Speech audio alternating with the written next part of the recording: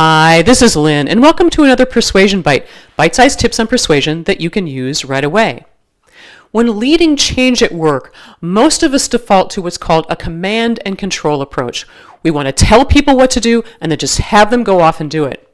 For example, they've raised the performance standards of our department, and now we need to do 27 different things. And then we're shocked that people don't do what we've told them to do. Here's the neuroscience part of what's going on in their brain and how you can take a more effective approach when you're starting to lead change.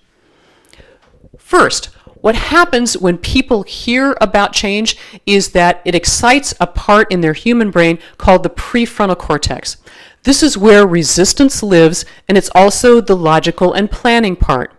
And when this part of the brain gets overstimulated with too much information, like the 27 new things people are going to have to do, it sends a message to a part in their emotional brain called the amygdala. And the amygdala is in charge of keeping people safe.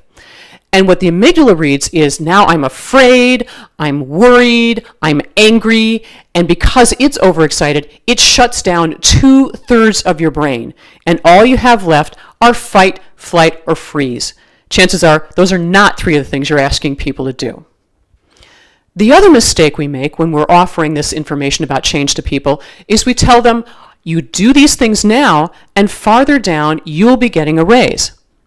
Now, money is important, but it's not the top 3 prime motivators of people's performance.